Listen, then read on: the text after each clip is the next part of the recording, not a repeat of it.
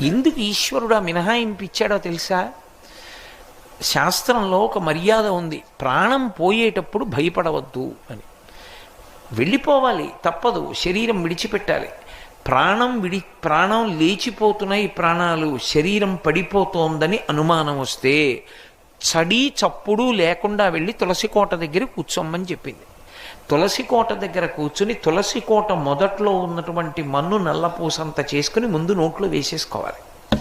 అలా వేసుకుంటే ఏమవుతుందంటే ఆ క్షణం వరకు చేసిన పాపములు నశించిపోతాయి. తీర్థస్నానం అయిపోయింది.